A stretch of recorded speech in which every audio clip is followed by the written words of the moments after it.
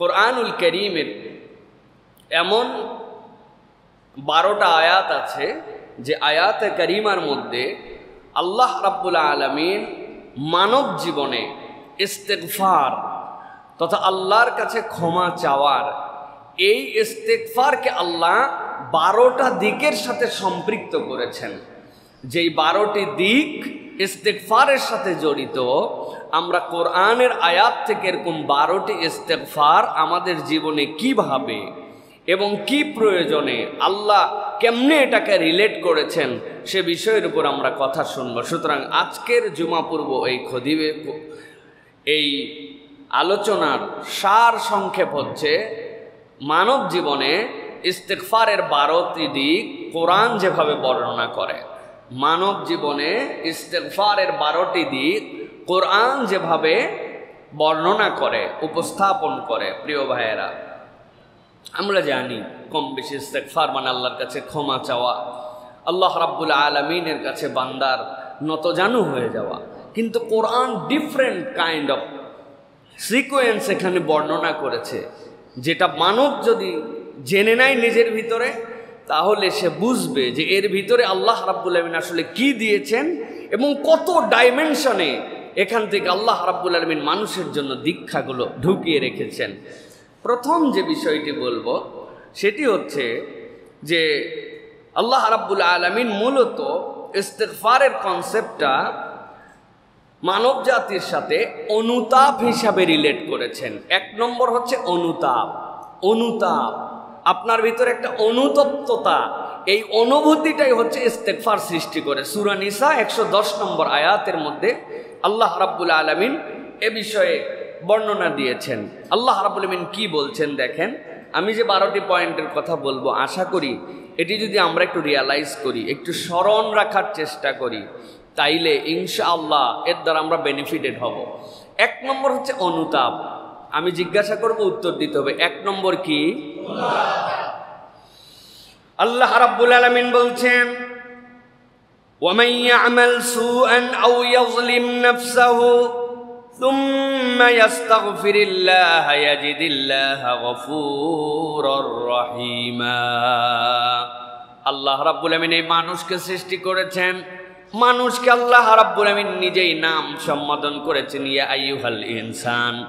আরবি পণ্ডিতরা এটার ব্যাখ্যা করেছেন, ইনসান শব্দটা মূলত 2 ধরনের ধারা থেকে আসতে পারে। একটা হচ্ছে উনাসুন, আরেকটা হচ্ছে নিসিয়ান। যদি নিসিয়ান থেকে হয় তাহলে এর অর্থ হচ্ছে মানুষ হচ্ছে ভুলে ভরা, আর হামজা নুন সিন উনাস এখান থেকে হলে এইটার অর্থ হচ্ছে ভালোবাসায় ভরা। যেই বান্দা ভুল করবে, একই শব্দের মধ্যে আল্লাহ ঢুকিয়ে রেখেছেন ওই শব্দের স্রষ্টা আল্লাহ, ভালোবাসায় ভরা। বান্দা ভুল করবে এই জন্য ইনসান, কিন্তু এই বান্দার মধ্যে একটা ভালোবাসার যে রূপ আল্লাহ রাব্বুল আলামিন ঢুকায় দিয়েছেন, এইটাও দুনিয়ার আর কারোর সাথে তুলনা করার মতো নয়। আল্লাহ বলছেন ওই মানুষ যখন কোনো ভুল করে, যেহেতু সে ভুলের উপরে সৃষ্টি হয়েছে, আল্লাহ বলছেন ওয়ামান ইয়ামাল সুআন আও ইয়াযলিম নাফসাহু, কোনো ভুল করে ফেলেছে অথবা নিজের অন্তরের উপরে জুলুম করে ফেলেছে। নিজের অন্তরের উপরে জুলুম মানে কি? আল্লাহ যা করতে বলেছিলেন সেটা সে করে নাই। আল্লাহ রাব্বুল আলামিন যা তাকে আদেশ দিয়েছিলেন তার অন্তর তো আল্লাহর কাছে স্বীকার করে এসেছিল, আলাস্তু বিরাব্বিকুম ক্বালু বালা, হ্যাঁ আল্লাহ আমরা তোমার কাছে সমর্পিত। কিন্তু দুনিয়ায় আসার পরে তার নফসের প্রতারণায়, শয়তানের প্রতারণায় সে পথ ভুল করে ফেলেছে। আও ইয়াযলিম নাফসাহু, তার অন্তরের প্রতি সে জুলুম করে ফেলেছে। কিন্তু জুলুম করার পরে বসে থাকে নাই। আল্লাহ বলছেন সুম্মা ইয়াস্তাগফিরিল্লাহ ইয়াজিদিল্লাহ গফুরার রহিমা। ও দুনিয়ার মানুষ, ভালো করে জেনে রাখো, 1 মুহূর্ত দেরি করে নাই। ভুল হয়েছে তাই কি হয়েছে, গুনাহ হয়েছে তাই কি হয়েছে, আল্লাহর কাছে আসার পরে ইস্তেগফার করেছে। আল্লাহ বলছেন একবার যদি অনুতাপ তার মধ্যে ঢোকে, ইয়াজিদিল্লাহ গফুরার রহিমা, সে আল্লাহকে 2টা হালতে পেয়ে যাবে। 1 নম্বর তার রব ক্ষমাশীল, আরেকটা হচ্ছে তার রব তার প্রতি দয়াবান। এই যে গফুর আর রহিমা, এইটার ব্যাখ্যা আছে আল্লাহ রাব্বুল আমিন নিজের পরিচয় যেরকম গফুর বলেছেন, গফফার আল্লাহ রাব্বুল আমিন বলেছেন গফুর আর রহিমা। মুফাসসিররা ব্যাখ্যা করছেন, দুনিয়ার মানুষের কাছে আপনি ভুল করবেন, ওই ভুলের মাপ পাওয়ার জন্য লিমিট আছে, ওইটা গফুর। কিন্তু গফফার তিনি, বান্দা যত ভুল করে ওই ভুলের পরিমাণ যা হোক তার থেকে 1 পয়েন্ট বেশি হলেও যিনি ক্ষমা করতে পারেন তিনি হচ্ছেন গফফার। এই জন্য প্রথম কনসেপ্ট কি ইস্তেগফারের? অনুতাপ। ভুল হবে, অপরাধ হবে, কিন্তু আমি তার উপরে কখনো অবিচল থাকবো না। আমার ভুল হয়েছে, সাথে সাথে সুম্মাই আস্তাগফিরিল্লাহ, আল্লাহর কাছে অনুতাপ্ত হৃদয় নিয়ে চলে আসছে ওই বান্দা। আল্লাহ বলছেন তুই যতবার ভুল করিস, নবীজি এক হাদিসের মধ্যে বলছেন আল্লাহ বান্দাকে ক্ষমা করার সময় ফেরেশতাকে সাক্ষী রাখেন, ফেরেশতা দেখে রাখ, দেখে রাখ, দেখে রাখ। কেন? আমার বান্দা যতবার ভুল করতে পারে আমি তার থেকে বেশি ক্ষমা করতে পারি, এটা তোরে সাক্ষী বানালাম। সুবহানাল্লাহ। এই জন্য প্রিয় ভাইয়েরা, 1 নম্বর হচ্ছে ইস্তেগফারের কনসেপ্ট আমাদের মধ্যে রাখতে হবে।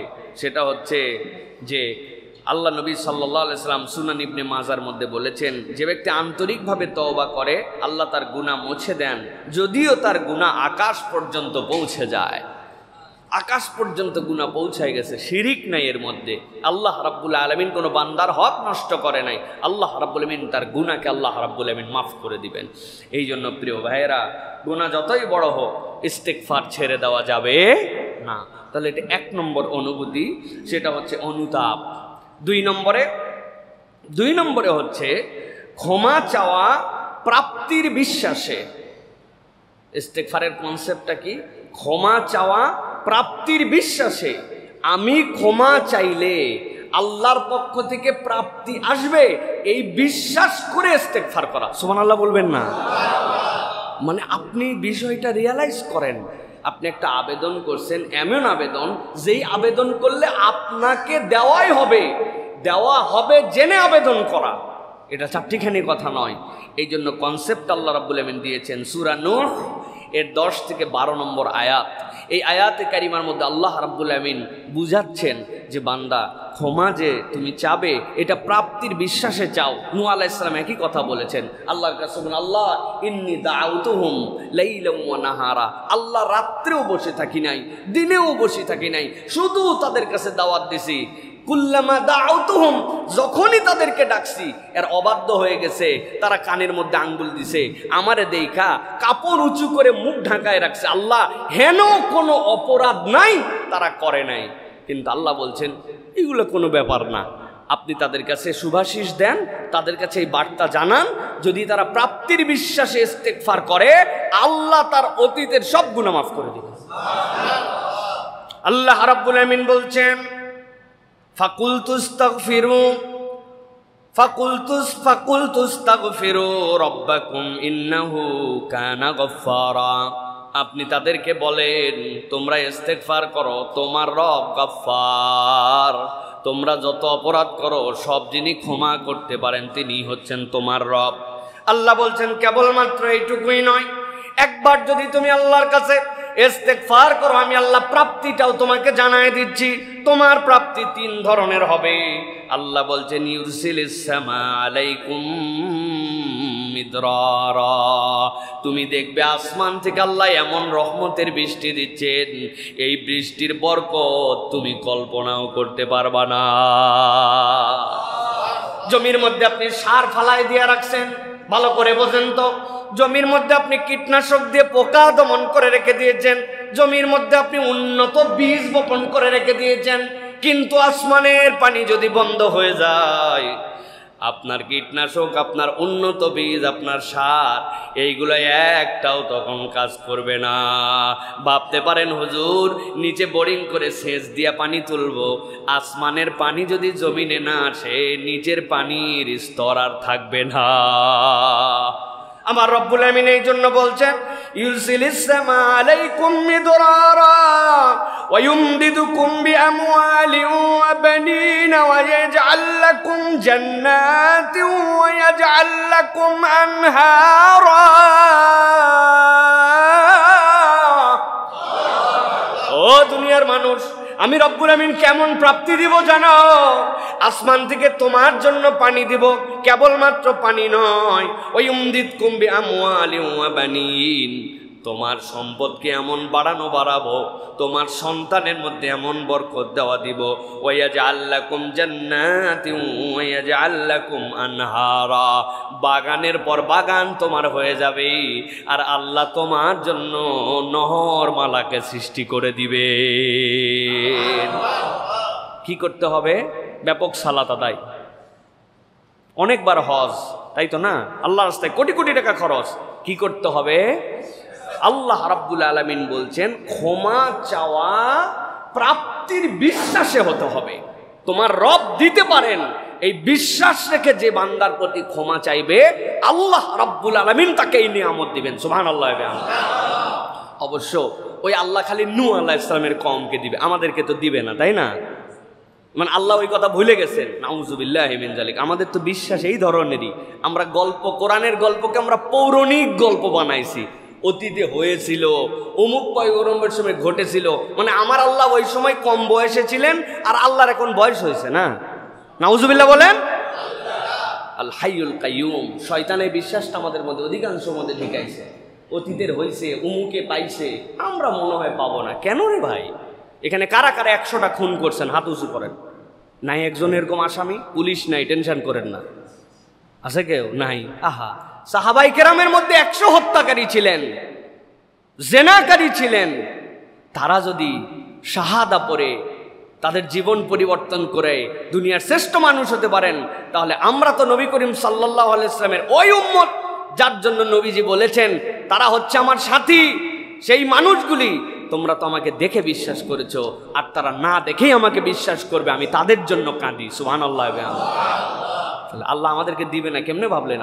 এই জন্য ইস্তেগফারের এই কনসেপ্ট মাথার মধ্যে ঢুকান। ক্ষমা চাওয়া প্রাপ্তির বিশ্বাসে। মনে থাকবে তো ভাই? প্রথমটা কি? Thank you. হ্যাঁ, মনে রাখেন, নাহলে লেখা রাখেন, শেষে কিন্তু ধরবো।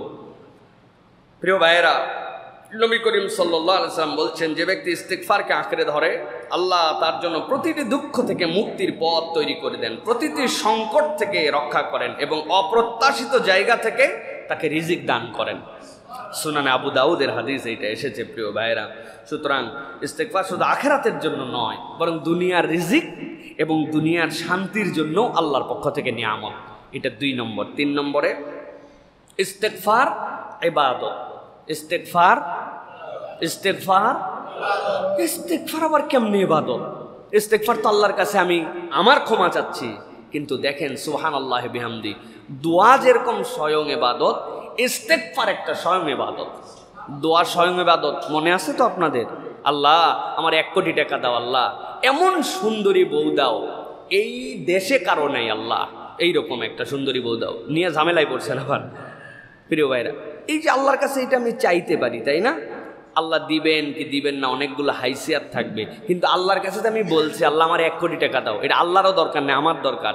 কিন্তু এই যে 1 কোটি টাকা দাও দোয়া চাইছি, ওইটা পরের পার্ট। এই দোয়াটা স্বয়ং যেরকম ইবাদত, ঠিক আমার অপরাধে, আমার ভুলে, আমার নিয়ামত বৃদ্ধির জন্য আল্লাহর কাছে ইস্তেগফার করছি, অপরাধ আমার, ক্ষমা চাচ্ছি, কিন্তু এই ক্ষমা চাওয়াটাও স্বয়ং একটা ইবাদত হিসাবে এই ফেরেশতা লিখে ফেলছে। সুবহানাল্লাহ। আল্লাহু আকবার। আল্লাহ রাব্বুল আলামিন কি বলছেন খেয়াল করেন। আল্লাহ সূরা হুদ এর 3 নম্বর আয়াতের মধ্যে বলছেন,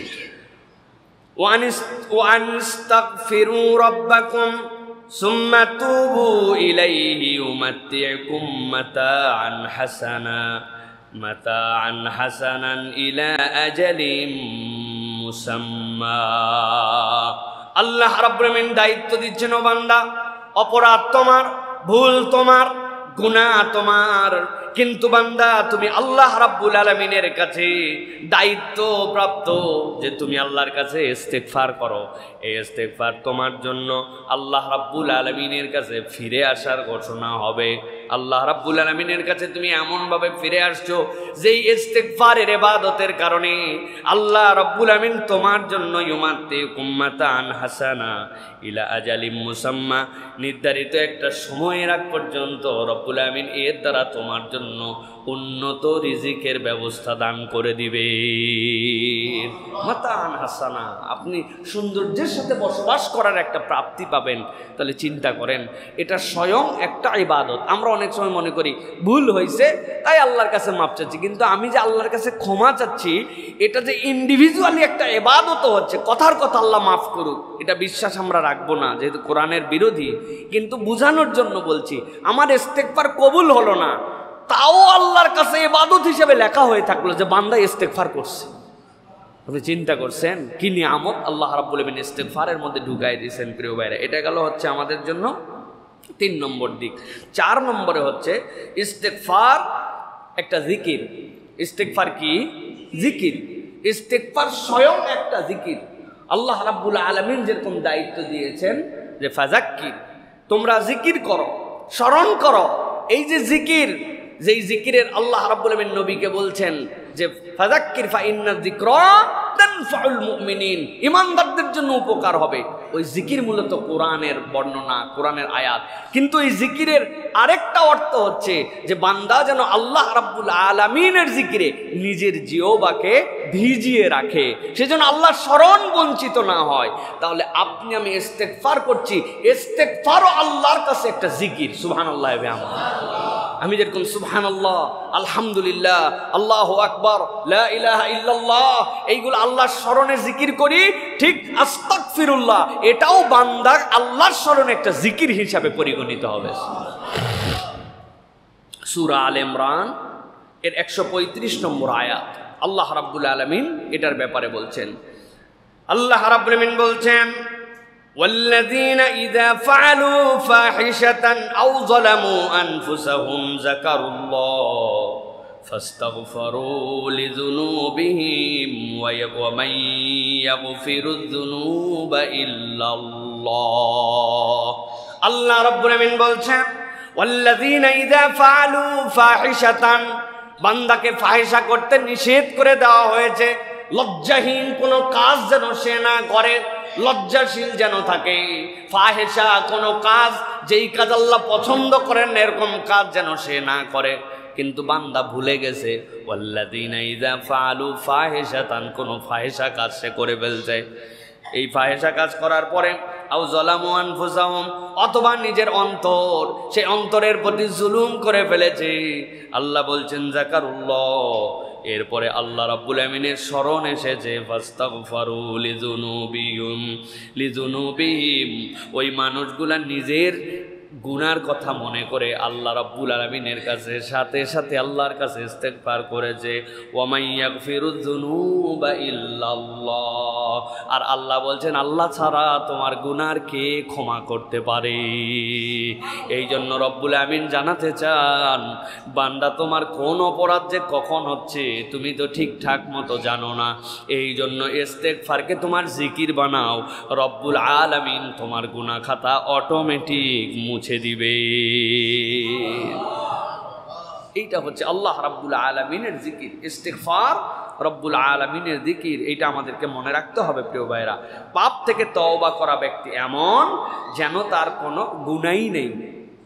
এইটার উপর একটা আলাদা খুতবা দেব ইনশাআল্লাহ কোনো এক সময়। আত-তাইবু মিনাজ যামবি কামাল্লা যামবা লাহ, এইটার আসলে ব্যাখ্যা কি?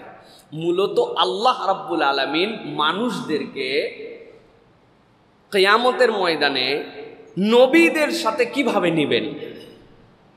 আপনি বিলো স্ট্যান্ডার্ডের মানুষ, হ্যাঁ, আপনার স্ট্যান্ডার্ডই নাই যে এইটার সাথে আপনি কোয়ালিফাইড হবেন, এইটাকে আপনি ব্যবহার করবেন, এটা আপনি জানেন না, এই ব্যবহার বিধি জানেন না। এখন স্ট্যাটাসকে ইকুয়াল কিভাবে করা হবে?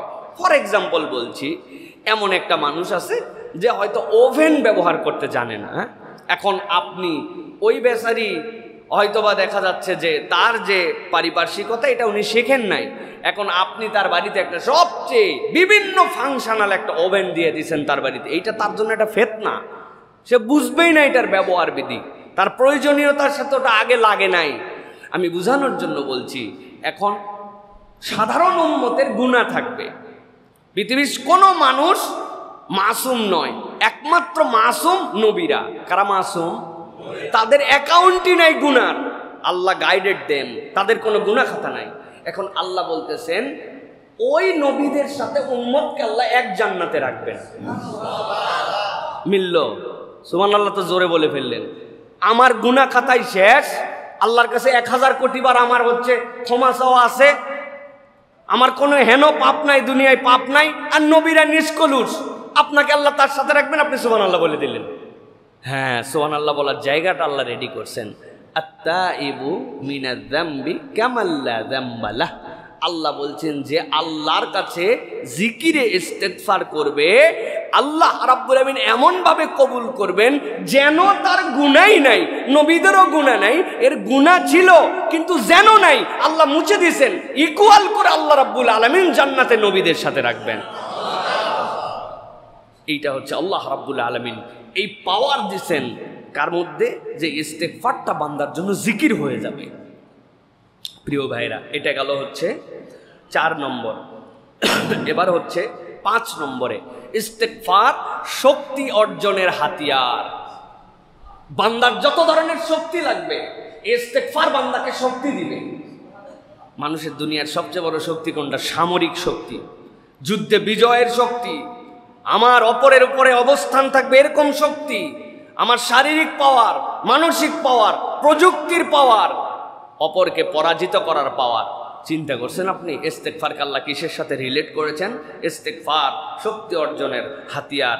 সূরা আলে ইমরান 147 নম্বর আয়াত। আল্লাহ রাব্বুল আমিন বলছেন, ওয়ামা কানা কাওলুহুম ইল্লা আন ক্বালু রাব্বানা ইগফির লানা যুনুবানা ওয়া ইসরাফানা ফি আমরিনা وثبت أقدامنا وانصرنا على القوم الكافرين।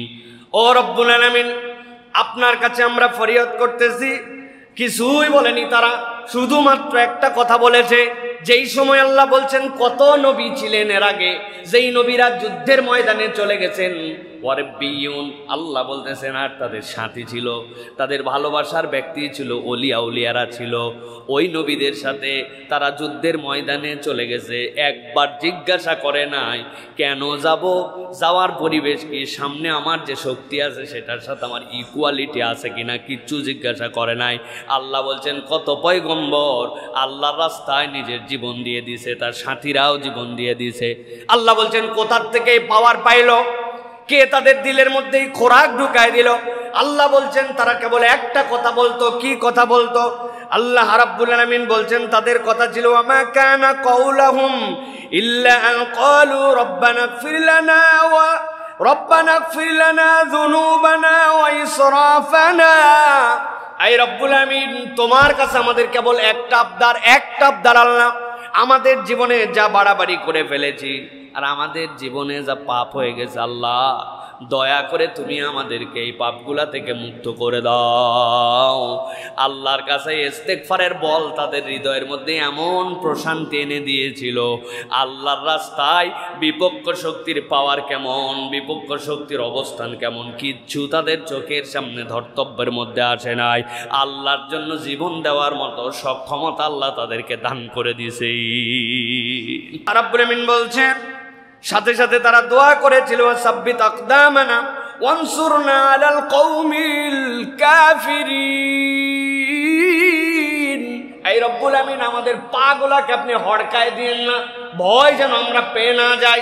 আমাদের পায়ের মধ্যে মজবুতি দেন, অন্তরের মধ্যে শক্তি দেন, শরীরটাকে এমন বানায় দেন তোমার রাস্তায় কাজ করার সময় যেন পূর্ণ ফিট হয়ে তোমার দিকে দৌড়ায় দিতে পারি। আর রব্বুল আমিন কাফের মুশরিকদেরকে আমাদের সামনে কখনো বিজয়ী করবেন না, তাদেরকে পদানত করে দেন। পেটে খাবার নাই, হাতে অস্ত্র নাই, সামরিক প্রশিক্ষণ তেমন নাই, কিন্তু ইস্তেগফারের বলে তারা এমনভাবে বলিয়ান হয়েছিলেন। ইসলামের ইতিহাসে মুসলমানদের সৈন্য বেশি নিয়ে যুদ্ধ জয়ের ইতিহাস 1%, মুসলমানদের সক্ষমতা কম ছিল, কিন্তু আল্লাহমুখিতাতে মুসলমানরা ইমানের জোরে কখনো পরাজিত হয় নাই। এটাই ছিল ইমানদারদের পাওয়ার। প্রত্যেকে আসছে এই পাওয়ার। আল্লাহ রাব্বুল আমিন বলছেন ইস্তেগফার শক্তি অর্জনের জন্য হাতিয়ার। মুসনাদ আহমদের হাদিসের মধ্যে আসছে 23,812 নম্বর হাদিস, রাসূলুল্লাহ সাল্লাল্লাহু আলাইহি ওয়াসাল্লাম বলছেন সত্য তো এটাই যে ইস্তেগফার করা তোমাদের জন্য ঢাল স্বরূপ। ইস্তেগফার কি?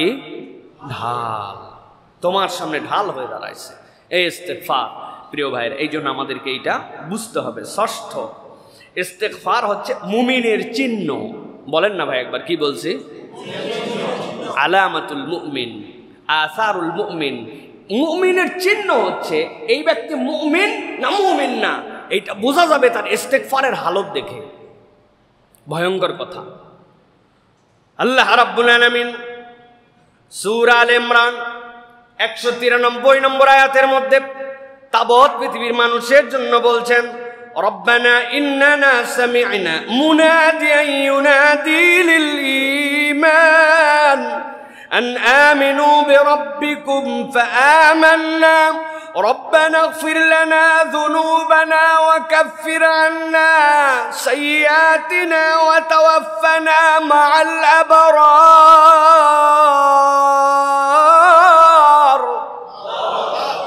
আল্লাহ বলছেন ওই মানুষগুলো আমার কাছে কিভাবে সমর্পিত হলো, কেমনে আমার কাছে আসার পরে নিজেদেরকে বিনয়ী হিসাবে প্রকাশ করলো।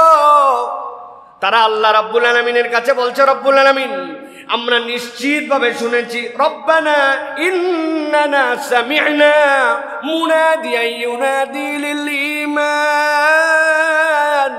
আমাদের কাছে একজন আহ্বানকারী আসলেন, আসার পরে ঈমানের দিকে আমাদেরকে ডাকলেন, সাথে সাথে তিনি বললেন আন আমিনু বিরাব্বিকুম, তোমরা তোমার রবের প্রতি ঈমান এনে ফেলো। আল্লাহ আমরা মুসার কওমের মতো জিজ্ঞাসা করি নাই রব কোথায়, বয়স কত, কোন দিকে থাকে, ডাইরেক্ট আসবে কিনা, তুমি আমাদের মধ্যে থেকেই আবার কেমনে তুমি আমাদেরকে ডাক দাও, প্রমাণ দাও। নানান কথা না বলে আল্লাহ আমরা একটা কথা বলেছি কেবল ফাআমান্না, এক মুহূর্ত দেরি করি নাই, আমরা তোমার বিধানের কাছে নিজেদেরকে সমর্পণ করে দিয়ে আমরা মুমিন হয়ে গেছি। কেবলমাত্র মুমিন হই নাই, মুমিন হওয়ার পরে তোমাদের কাছে ছোট্ট একটা আবদার দিয়েছি। কি আবদার দিয়েছি? রব্বানা ইগফির লানা, ও আল্লাহ তুমি আমাদেরকে ক্ষমা করে দাও, যুনুবানা আমাদের গুনাহগুলো, ওয়া কাফির আন্না সাইয়্যাতিনা, যেরকম করে বীজ লাগানোর পরে উপর দিয়ে মাটি দিয়ে ঢাকায় দেওয়া হয়, ওয়া কাফির আন্না সাইয়্যাতিনা, অপরাধ তো আছেই কিন্তু ওইটা যেন দেখা না যায় আল্লাহ, ওইটা তুমি ঢেকে ফেলো। ওয়া তাওয়াফানা মাল আবরার, আর আল্লাহ তোমার কাছে একটা কামনা, নেককার হিসাবে আমাদেরকে তুমি মৃত্যু দিয়ে দাও। সুবহানাল্লাহ। আল্লাহ রাব্বুল আলামিন এই জন্য বলছেন ইস্তেগফার মুমিনের চিহ্ন, যে আপনি মুমিন না মুমিন না, ভুল হয়েছে, কোনো আর্গুমেন্ট নাই, কোনো কথা নাই, আপনি সরি হয়ে গেছেন, আল্লাহর কাছে নিজেকে সমর্পণ করে দিয়েছে, এটা মুমিনের চিহ্ন। আর যখন নানান অজুহাত খুঁজবে, আমার উমুক হুজুর কি বুঝে নাই, তুমুকে কি বুঝতো না, আরো লোকজন যে করে, আমি কি এমনি করছি নাকি, পরিবেশ পরিস্থিতি তৈরি হয়েছিল, আপনি যত আর্গুমেন্টে যাবেন আপনি তত মুমিনের চিহ্ন থেকে দূরে চলে যাবেন। আল্লাহ বলছেন তাদের পরিচয়, এক জনপদ থেকে একটা সত্য ডাক আমাদের কাছে এসেছিল, আল্লাহ আমরা কিচ্ছু বলি নাই, উনি বলছে কি করতে হবে, বলছে ইমান আনো, আমরা বলছি আল্লাহ ইমান আনছি, তবে আল্লাহ তোমার কাছে ফরিয়াদ, ইমান তো আনছি, আমাদের অপরাধ ক্ষমা করে দাও, আমাদের গুনাহ খাতাগুলো মুছে দাও, আর ওয়াতাওয়াফানা মাআল আবরার, আমাদের মৃত্যুটা নেককার হিসাবে তুমি কবুল করে নাও। সুবহানাল্লাহ। আর কিছু লাগে ভাই? লাগে? আর হ্যাঁ, খাতেমা বিল খাইর যদি হয় আর কিছু লাগে? এই জন্য এটা আমাদেরকে মনে রাখতে হবে, ইস্তেগফার মুমিনের চিহ্ন, এটা যেন আমরা মনে রাখি প্রিয় ভাইয়েরা। এরপরে 7 নম্বর, কয়টা বলবো বলছি ভাই? হ্যাঁ, 7 নম্বরে ইস্তেগফার হচ্ছে ফেরেশতাওয়ালা চরিত্র। ইস্তেগফার কি? ফেরেশতাওয়ালা চরিত্র। ফেরেশতাদের নিজের কোনো ইচ্ছা আছে না, কোনো ইচ্ছা নাই তাদের, তারা আল্লাহ রাব্বুল আলামিনের ইচ্ছাই তাদের ইচ্ছা।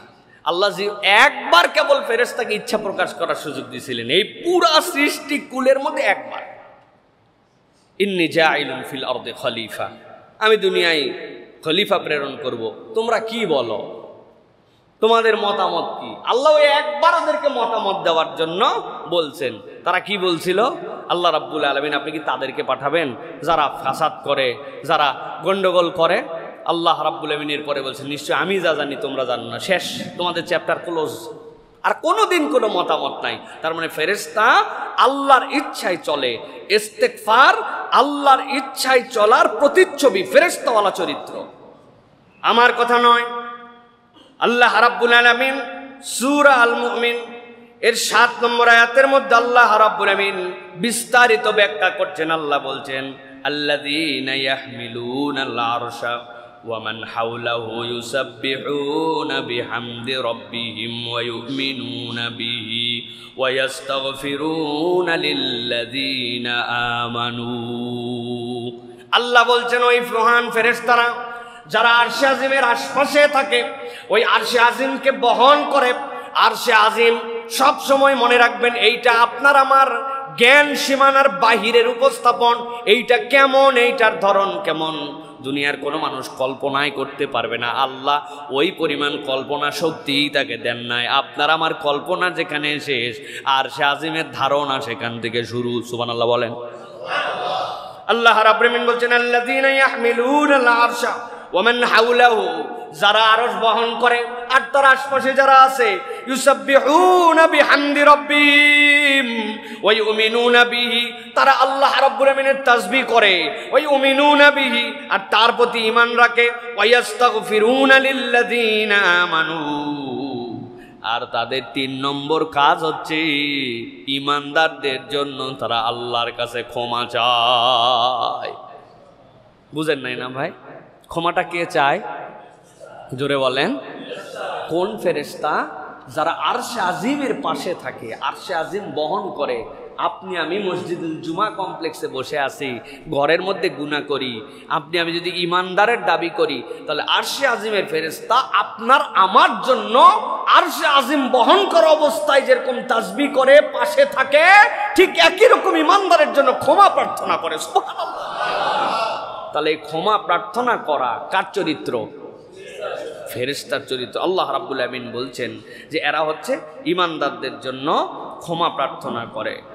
আল্লাহ রাব্বুল আলামিন বলছেন সাথে সাথে কি বলে? রব্বানা ওয়াসিআত কুল্লা শাইইন রাহমাতাও ওয়া ইলমা ফাগফির লিল্লাযীনা তাবু ওয়াত্তাবাউ সাবিলাক ওয়াকিহিম আযাবাল জাহিম। তারা প্রার্থনা করে বলে, হে আমার পালনকর্তা, আপনার রহমত এবং জ্ঞান সব কিছুতে পরিব্যাপ্ত হয়ে আছে। আপনার রহমত আর জ্ঞান কোনো কিছুর বাহিরে নয়। অতএব আল্লাহ আপনার কাছে ফরিয়াদ ওই ব্যক্তিদের জন্য, লিল্লাযীনা তাবু, যারা আপনার কাছে তওবা করে, ওয়াত্তাবাউ সাবিলাক, আর আপনার রাস্তায় চলে, ওয়াকিহিম আযাবাল জাহিম, আল্লাহ তাদেরকে আপনি জাহান্নামের আযাব থেকে দয়া করে বাঁচায়া দেন। 2টা শর্ত।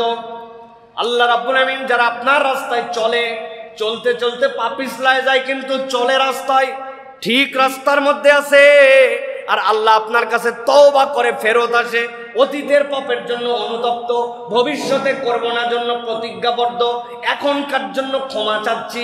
আল্লাহ রাব্বুল আলামিন এই চরিত্র যাদের, আর যারা আপনার রাস্তায় চলে, আরশে আজিমের ফেরেশতারা আল্লাহর কাছে বলতেই থাকে, এখনো বলতেছে, তারা আল্লাহ ওই মানুষগুলাকে আপনি কষ্টদায়ক জাহান্নাম থেকে বাঁচায়া দেন। তাহলে ইস্তেগফার হচ্ছে ফেরেশতার চরিত্র।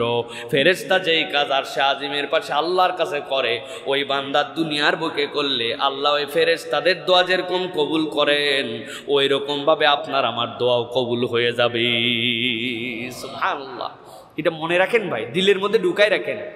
আয়াত নাম্বারগুলো বলে দিচ্ছি, সুযোগ থাকলে মাঝে মাঝে একটু বের করে পড়ে দেখবেন, যাতে করে এই ফিলগুলা কাজ করে প্রিয় ভাইরা। এই জন্য নবী করিম সাল্লাল্লাহু আলাইহি ওয়াসাল্লাম বলছেন, যে ব্যক্তি তার ভাইয়ের জন্য গোপনে দোয়া করে, ফেরেশতারা বলে তোমার জন্য অনুরূপ আমি আমার ভাইয়ের জন্য দোয়া করছি। আল্লাহ আমার অমুক ভাইটা দেখছিলাম অসুস্থ, আল্লাহ তাকে একটু শেফা দান করে দাও। আল্লাহ আল্লাহ অমুক ভাইটার দেখছিলাম টানাটানির অভাবের সংসার, আল্লাহ তার অভাবটা একটু দূর করে দাও তো। আল্লাহ আল্লাহ আমার অমুক ভাইটা, আল্লাহ মনে হচ্ছে তার দেখে তার কামাই রোজগার ভালো যাচ্ছে না, আল্লাহ তুমি তার কামাই রোজগারটা একটু সুন্দর করে দাও আল্লাহ। ফেরেশতা বলে তোমার জন্য এইটা, তোমার জন্য এইটা, তুমি চাইছো অপরের জন্য, অনুপস্থিতের জন্য, আল্লাহ ফেরেশতা দিয়ে তোমার জন্য দোয়া করাবেন। সুতরাং ইস্তেগফার মনে রাখতে হবে আমাদের জন্য প্রিয় ভাইরা, যে এইটা হচ্ছে ফেরেশতা চরিত্র। 8 নম্বরে ইস্তেগফার অপরের জন্য, খালি নিজের জন্য না, অপরের জন্য ইস্তেগফার আছে। সূরা ইব্রাহিম 41 নম্বর আয়াত আল্লাহ বলছেন, রব্বানা গফিরলি ওয়ালি ওয়ালিদাইয়া ওয়ালিল মুমিনিনা ইয়াউমা ইয়াকুমুল হিসাব। আল্লাহ তুমি দয়া করে মাফ করে দাও আমার পিতামাতা মুমিনদেরকে, আল্লাহ ওই হাসরের দিনে যখন যেই মানুষগুলা হিসাবের ময়দানে দাঁড়াবে, আল্লাহ তুমি তাদের জন্য হিসাবকে সহজ করে দাও। তাহলে ইস্তেগফার কেবল নিজের জন্য নয়, ইস্তেগফার অপরের জন্য, এই কনসেপ্টটাও থাকতে হবে। মানে আমি ভুল করছি মানে আমি ক্ষমা চাই অন বিহ্যাভ অফ আদার্স, অন্যদের পক্ষ থেকেও আমি আল্লাহর কাছে ক্ষমা চাইতে পারি, এটাও হচ্ছে ইস্তেগফারের একটা কনসেপ্ট। সুতরাং আমাদেরকে ইস্তেগফার করার ক্ষেত্রে এটাও মনে রাখতে হবে, অপর ভাইয়ের জন্য জানি খালি আমি নিজে মাপ চাই না। আল্লাহুম্মা ইন্নী যালামতু না, আল্লাহ অনেক জায়গায় ইন্না রেখেছেন, সব জায়গায় ইন্নি হয় না। ইমাম সাহেব মুসল্লিদের সাথে নিয়ে দোয়া করতেছেন, আল্লাহুম্মা ইন্নী যালামতু নাফসি, হইলে তাহলে আপনি সব লোক আপনার সাথে আমিন বলতেছেন, আপনি খালি ইন্নি বলতেছেন। এই জন্য আল্লাহ শিখিয়েছেন রব্বানা গফির লানা ওয়ালি ইখওয়ানিনা, সবগুলো ইয়াই মুতাকাল্লিম দিয়ে আল্লাহ বলছেন, আল্লাহ আমাদেরকে, আমাদের ভাই যারা চলে গেছে ইমানের উপরে, আল্লাহ আমাদেরকে, আমাদের কনসেপ্টটা হচ্ছে ইমানদারের সবচেয়ে বড় কনসেপ্ট। আমি ইমানদারের কনসেপ্ট না, ইমানদারের কনসেপ্ট হচ্ছে আমরা উম্মাহ কে নিয়ে এসে ভাববে, এরকম তার মধ্যে কনসেপ্ট থাকবে। এই জন্য ইস্তেগফার অপরের জন্য। 9 নম্বরে যেটা বলবো প্রিয় ভাইয়েরা, সেটি হচ্ছে মানবের শেষ হালত ইস্তেগফারের হালত। একটা মানুষের শেষ হালত, মানুষের হালত আছে না অনেকগুলি, তার সর্বশেষ হালত হচ্ছে ইস্তেগফারের হালত। মানুষ কখনো যৌবন, কখনো কৈশোর, কখনো দুরন্তপনা, মনের ভুলে, যৌবনের তাড়না, নানান কিছুতে গুনাহ খাতা, কিন্তু তার শেষ হালত কি? তার শেষ হালত হচ্ছে ইস্তেগফার। শেষ হালত কি? ইস্তেগফার। মনে রাখতে হবে। আল্লাহ রাব্বুল আলামিন এই জন্য নবী করিম সাল্লাল্লাহু আলাইহি ওয়াসাল্লামকে বলেছেন, সূরা নাসরের মধ্যে আমরা যেটা পড়ি, ফাসাব্বিহ বিহামদি রাব্বিকা ওয়াস্তাগফির ইন্নাহু কানা তাওয়াবা। হযরত আয়েশা সিদ্দিকা রাদিয়াল্লাহু তাআলা বলছেন, এই আয়াত যখন নবীজির প্রতি অবতীর্ণ হলো, এরপরে নবী আকরাম সাল্লাল্লাহু আলাইহি ওয়াসাল্লাম 19 দিন বা 21 দিন রাসূলুল্লাহ সাল্লাল্লাহু আলাইহি ওয়াসাল্লাম হায়াতে ছিলেন। নবী করিম সাল্লাল্লাহু আলাইহি ওয়াসাল্লাম, বা 40 দিন, কম বেশি আমার বলার কারণে ভুল হতে পারে। নবী করিম সাল্লাল্লাহু আলাইহি ওয়াসাল্লাম এরপরে তার শেষ মৃত্যুর আগে নবী করিম সাল্লাল্লাহু আলাইহি ওয়াসাল্লাম আল্লাহর কাছে বলতেন, সুবহানাকা আল্লাহুম্মা রব্বানা ওয়া বিহামদিকা আল্লাহুম্মা গফিরলি। নবীজির মুখে ফেনা উঠে যেত, সব সময় বলতে থাকতেন সুবহানাকা আল্লাহুম্মা রব্বানা ওয়া বিহামদিকা আল্লাহুম্মা গফিরলি। বুখারীর মধ্যে আসছে, নবী করিম সাল্লাল্লাহু আলাইহি ওয়াসাল্লাম, যার কোনো আগের তো গুনাহ নাই, পরের গুনাহ নাই, তিনি মাসুম, তার আমলনামায় গুনাহ লেখা হয় নাই। আল্লাহর সৃষ্টি সমূহের মধ্যে সর্বশ্রেষ্ঠ সৃষ্টি, কুল কায়নাতের মধ্যে সবচেয়ে মর্যাদাবান, সেই মানুষটাও আল্লাহর কাছে তার হালতটাকে সমর্পণ করে দিয়েছেন। শেষ হালত ইস্তেগফারের হালত। এখন আমি যদি বলি রাসূলুল্লাহ সাল্লাল্লাহু আলাইহি ওয়াসাল্লামের প্রতি তো ওহী আসতো, আমরা কেউ কি গ্যারান্টি দিয়ে বলতে পারবো ভাই আমাদের শেষ হালতটা কখন আসবে? পারবো না ভাই। আমার আব্বা বেঁচে আছে এখন, আমার আব্বা আমার আগে জন্মগ্রহণ করছে, অতএব আমার বাপ মরবে আগে, তারপরে আমি, সিরিয়াল আছে। হ্যাঁ, ফেরেশতা ভুল করতে পারে কিন্তু আমরা ভুল করব না, ধরায় দেব ভুল, তাই না ভাই?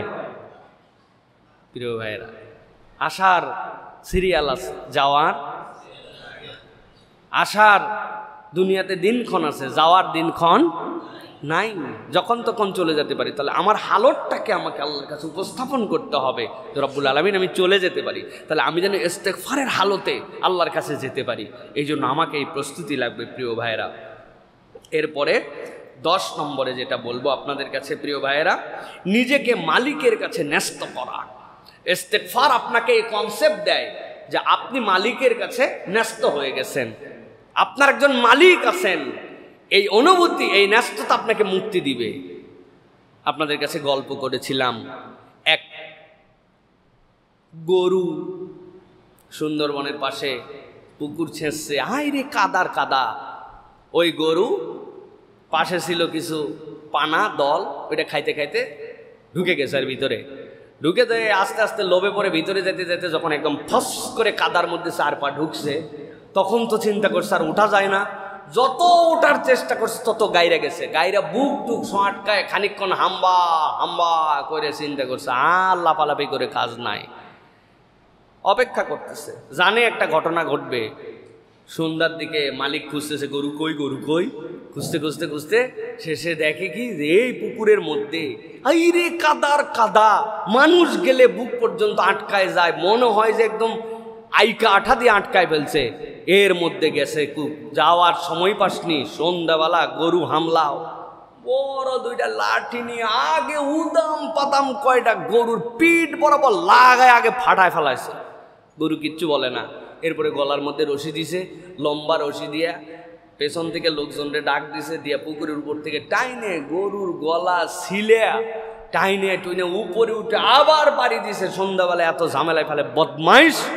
এরপরে গা গোসল করাইছে, গরুরে গোসল টোসল করে একটু পানি খাওয়ায় রেখে দিছে। ঠিক ওই রাত্রেই ওই পুকুরের ক্যালকুলেশন বোঝে নাই, ধরেন একটা বাঘ ওই পারে শিকার ধরতে যাবে, জাম দিছে বাঘ মামা, জাম দিয়ে আল্লাহর কি কাম হয়তো পড়ছে পুকুরের মধ্যে। পুকুরের মধ্যে পড়ার পরে যখন 4 পা ঢুকছে, ও তো বুঝতে বিপদ, আস্তেই গেড়ে যায়, আস্তে আটকা যায়, এত আঠা আপনি চিন্তা করতে পারবেন না। ওই মাটির বড় করে 2টা হুঙ্কার দিছে, এমন হুঙ্কার আশপাশের প্রাণীরা স্তব্ধ, বাড়িওয়ালারা খিল্লাটি দিছে, যায় আজকে যে কি হয় আল্লাহ, বাঘ পড়ছে বাঘ পড়ছে। ফজর পর্যন্ত মানুষ ঘুমায় নাই, যার যা আছে ঘরের ভিতর নিয়ে প্রস্তুতি। আর বাঘ এদিকে চিল্লাইয়া চিল্লাইয়া চিল্লাইয়া সকাল হতে হতে বাঘ মামার এনার্জি শেষ, স্যালেন্ডার করে ওই কাদার মধ্যে উনি পেত্তাতায় আটকায় আছে। ধরেন সকালবেলায় 1 কথা 2 কথা বাঘ গেল কিনা, 1জন 2জন সাহস করে দেখতে দেখতে আইছে, বাঘ পড়ছে পুকুরের মধ্যে। যার কাছে যা আছে, কেউ উপর থেকে মারে, নিচ থেকে মারে, যার কাছে যা আছে এইটাই একটা সুযোগ। এক মহিলা কোলে করে এক বাচ্চা নিয়ে আইছে, তো বাবা এ বাচ্চা তো ছোট, আবার কবে বাঘ মারতে পারে না পারে, এর একটু কোলে করে নিয়ে যায়, এটা বাড়ি দিয়ে বড় হয়ে যেন গল্প করতে পারে, মায়ের কোলে বাঘ মারছিলাম। বলার উদ্দেশ্য কি ভাই? বলার উদ্দেশ্য গরু অবলা, ওর শক্তি কম, কিন্তু গরুর একটা মালিক ছিল, ওই মালিকের প্রতি তার একটা বিশ্বাস ছিল। কিছু পাছায় বাড়ি খাইছে, গলাতে টেনে তোলার সময় কষ্ট হয়েছে, কিন্তু ও জানতো এই পুকুরের মধ্যে ফালায় আমাকে মেরে ফেলবে না। কষ্ট দিছে, কিন্তু কষ্টের বিনিময়ে মার খেয়ে মালিক তারে উঠাই নিয়ে গেছে। কিন্তু ওই বনের মধ্যে বাঘ অনেক শক্তিশালী, কিন্তু তার কোনো মালিক নাই। এই জন্য সদ্য ভূমিষ্ঠ সন্তানও কোমরে করে নিয়ে একটা বাড়ি দেওয়ার জন্য চেষ্টা করছে, যে দুনিয়ায় তার তত্ত্বাবধায়ক নাই, মালিক নাই। আমি বুঝাতে চাই, রিলেট করতে চাই এটার জন্য প্রিয় ভাইরা, যে নিজেকে মালিকের কাছে ন্যস্ত করা। আমার একজন মালিক আছে, তিনি আমার আল্লাহ, তিনি আমার রব, তিনি আমাকে ক্ষমা করে দিতে পারেন, তিনি আমাকে সব দিতে পারেন। এই অনুভূতি আপনাকে কি দিয়ে দিবে? এই অনুভূতি আপনাকে দিবে ইস্তেগফার দিয়ে। সুবহানাল্লাহ। আল্লাহ রাব্বুল আলামিন বলছেন, এই জন্য সকলে আমরা জানি সে আয়াত, রব্বানা যালামনা আনফুসানা ওয়া ইল্লাম তাগফির লানা ওয়া তারহামনা লানাকুনান্না মিনাল খাসিরিন। সূরা আরাফের 23 নম্বর আয়াত। প্রত্যেক ইমানদারের মুখস্থ আছে, কিন্তু ইমানদার কি বলে হৃদয় থেকে সেইটা বোঝে না। ইমানদার মূলত বোঝাতে চায়, আল্লাহ আমার কোনো শক্তি নাই, আমার কোনো পাওয়ার নাই, তোমার দেওয়া শক্তিতেই চলি। তবে আল্লাহ আমার যাই থাক না কেন, আমি রব হিসাবে তোমার কাছে নিজেকে ন্যস্ত করলাম। রব্বানা যালামনা আনফুসানা, ও আমার রব আমি স্বীকার করে নিলাম আমি আমার অন্তরের প্রতি জুলুম করেছি। রব্বুল আলামিন সাথে সাথে এটাও বলতেছি, ওয়া ইল্লাম তাগফির লানা, তুমি যদি ক্ষমা না করো, ওয়া তারহামনা, আর তুমি যদি দয়া না করো, লাকুনান্না মিনাল খাসিরিন, এই রব্বুল আলামিন নিশ্চিত নিশ্চিত আমরা ক্ষতিগ্রস্তদের মধ্যে অন্তর্ভুক্ত হয়ে যাব। ক্ষমা করার মালিকও তুমি, দয়া করার মালিকও তুমি। অপরাধ করেছি আমি, কিন্তু আমি মালিকহীন হতে রাজি নই। বান্দা মালিকহীন হতে রাজি নয়, আল্লাহর কাছে নিজেকে সমর্পণ করে দিবে। এই মেজাজটা যদি তার মধ্যে থাকে ভাই, আপনার সরি বলতে কখনো দ্বিধা হবে না। ভাই আমি ভুল করে ফেলছি ভাই, দয়া করে মাফ করে দেন ভাই, আপনার সাথে ভক্কর বলতেছি না ভাই, আপনার সাথে 2 নম্বরই বলতেছি না, স্বীকার করে নিলাম ভাই এটা আমার করা ঠিক হয় নাই। এখন সে যদি মাফ না করে তার ব্যাপার, কিন্তু চাওয়াটা বান্দার বুকের বল, কারণ সে মালিকের কাছে নিজেকে সমর্পণ করে দিছে। নিশ্চয়ই আল্লাহ রাব্বুল আলামিন যখন এইগুলো আমাদেরকে শিখিয়েছেন, আল্লাহ ক্ষমা করার জন্যই শিখাইছেন। সুবহানাল্লাহ, এই দোয়াই শিখাইছেন আল্লাহ, কোরআনে দিয়েছেন তিনি রব্বানা, ও আমার আল্লাহ, বলতেছেনও তিনি, এটাই কালামুল্লাহ। আমি আমার মুখ দিয়ে খালি উচ্চারণ করতেছি, আল্লাহ আপনি দিছেন কেন? তাহলে রব্বানা বলে ক্ষমা করবেন বলেই তো দিছেন। বান্দা এই বিশ্বাস নিয়ে যখন যাবে, আল্লাহ বান্দাকে মাফ করে দিবেন। আনা ইনদা জন্নি আব্দি বি, আল্লাহ হাদিসে কুদসির মধ্যে বলতেছেন, বান্দা আমার ব্যাপারে যা ধারণা করে আমি আল্লাহ ওই রকম। আপনি কি ধারণা করেন আপনার আল্লাহর ব্যাপারে? এত বড় টাকা কোত্থেকে হবে? আল্লাহ আপনার ওই রকমই দিয়ে রাখবে। আর আপনি যদি মনে করেন আমার রবের ভান্ডারের শেষ নাই, কি বলেন? হয়ে যাবে, হয়ে যাবে আপনার।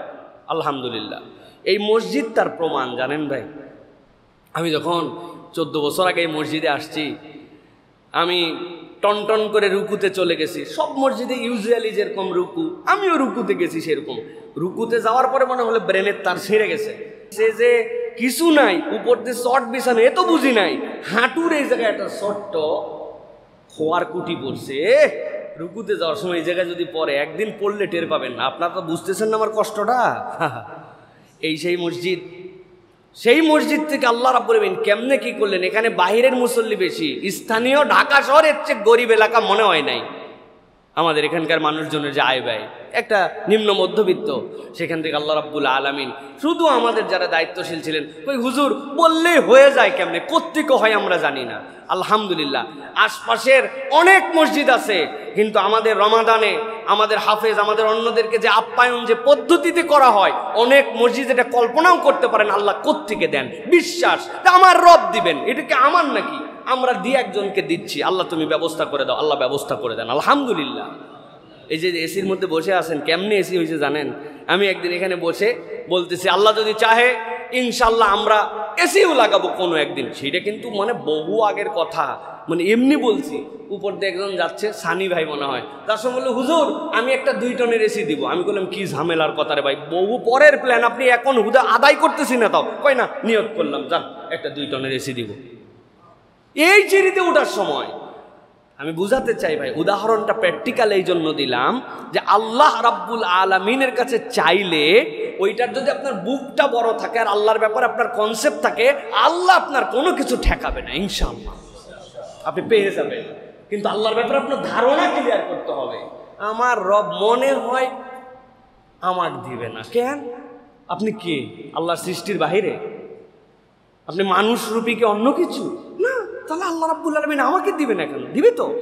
এই বিশ্বাসটা রাখতে হবে। তাহলে এইটা গেল আমাদের জন্য নিজেকে মালিকের কাছে ন্যস্ত করা। এবার আমি বাকি যে 2টি পয়েন্ট, এই 2টি পয়েন্টকে একসাথে মিলায়ে বলবো আপনাদের কাছে প্রিয় ভাইরা।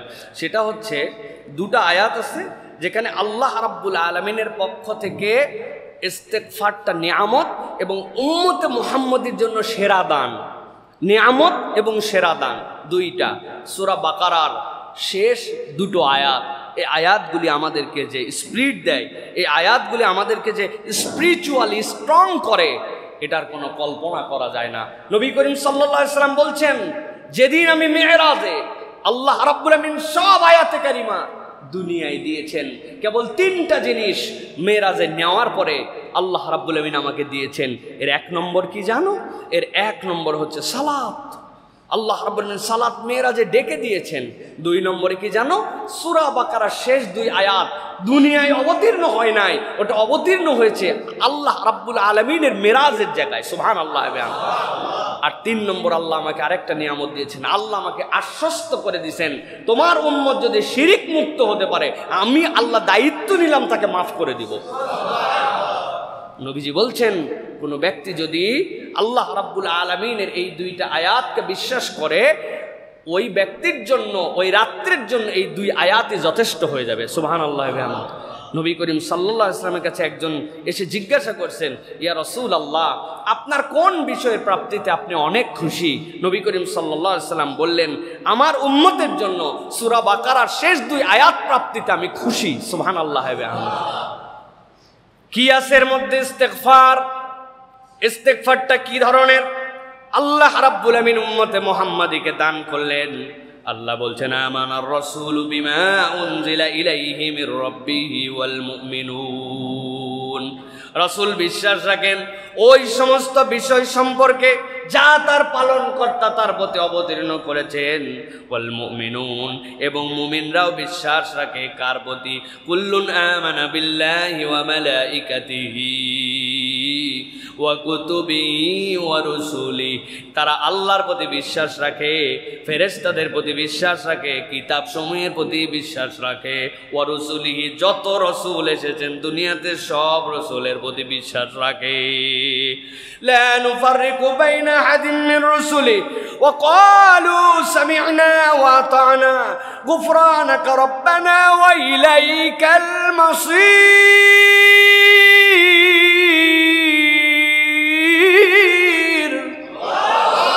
আল্লাহ বলছেন ওই মানুষগুলার বিশ্বাসের ভিত্তিটা কি?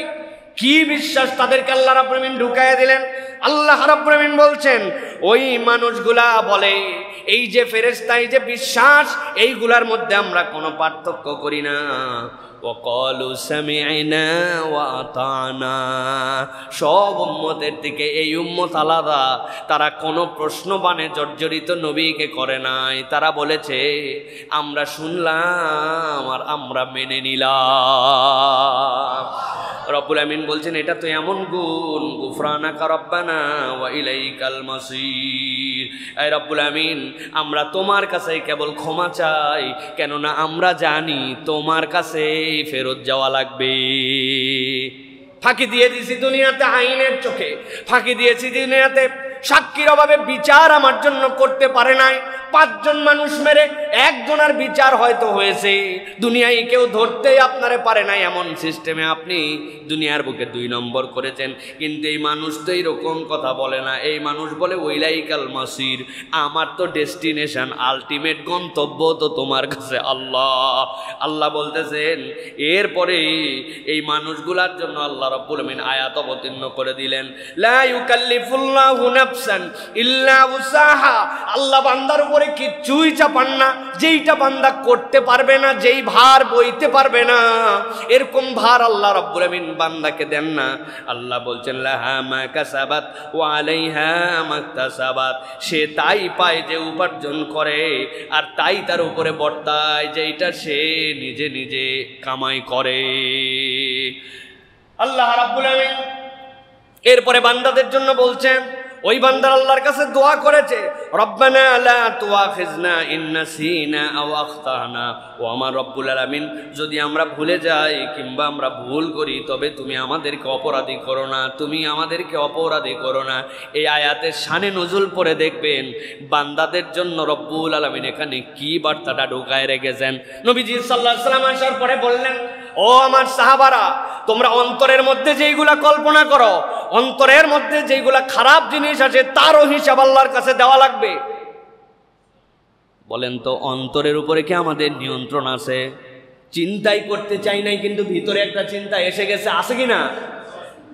সাহাবায়ে কেরাম বললেন, আল্লাহ যদি বলে ঠিক আছে সামি'না ওয়া আতা'না, মেনে নিলাম, কিন্তু নিজেরা পেরেশান হয়ে গেলেন। আরে কেমনে সম্ভব? একজন মহিলা সামনে দিয়ে যাচ্ছিল, আমি চাই নাই, তারপরেও একটা বাজে কথা ধরেন উদয় হয়ে গেছে, তার জন্য আল্লাহর কাছে হিসাব দিতে হবে। কেমনে তাহলে সম্ভব? কিন্তু অত কথা নাই, আমার আল্লাহ যেহেতু বলছেন মেনে নিলাম। আল্লাহ বলছেন এই যে মেনে নিল, এইটার বরকত উম্মতে মুহাম্মাদীর প্রতি কেমন হলো জানো নাকি? আল্লাহ রাব্বুল আমিন সাথে সাথে আয়াত অবতীর্ণ করলেন, ওই বান্দাদের আবদার, রব্বানা ওয়ালা তাহমিল আলাইনা ইসরান কামা হামালতাহু আলাল্লাযীনা মিন ক্বাবলিনা। আল্লাহ অতীতের জাতির উপরে এমন কতগুলা দায়িত্ব দেওয়া হয়েছিল, সেইটা তুমি আমাদের জন্য দিও না। ওই বোঝা আমাদের প্রতি দিও না যেইটা আমরা বহন করতে পারবো না। আল্লাহ রাব্বুল আলামিনের কাছে ফরিয়াদ করলো, রব্বানা ওয়ালা তুহাম্মিলনা মা লা তাকাতা লানা বি। আয় আল্লাহ, ওই বোঝা আমাদেরকে দিও না যে এটা বহন করতে পারবো না। ওয়াফু আন্না, আর আমাদের অন্তরের প্রতি তো আমাদের সর্বসাকুল্যে নিয়ন্ত্রণ নাই, তুমি আমাদেরকে ক্ষমা করে দাও। ওয়াগফির লানা, মাফ করো। ওয়ারহামনা, আমাদের প্রতি দয়া করো।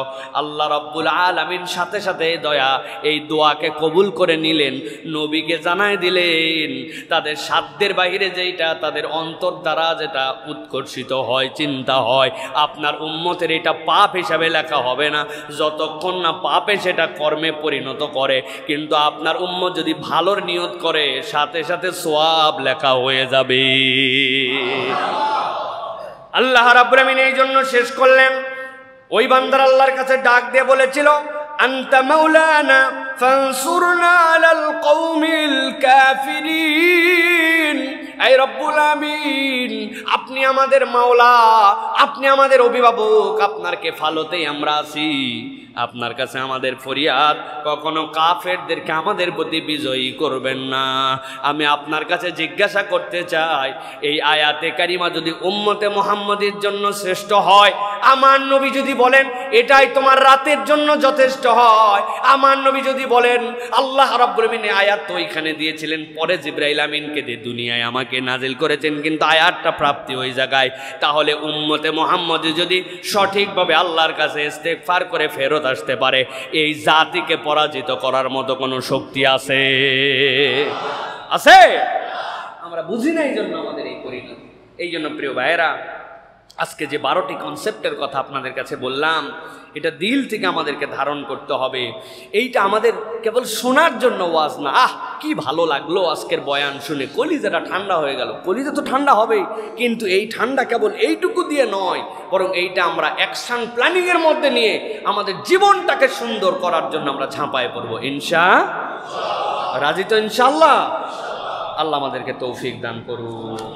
হাযা মা ইনদি ওয়াল ইলমু ইনদাল্লাহ।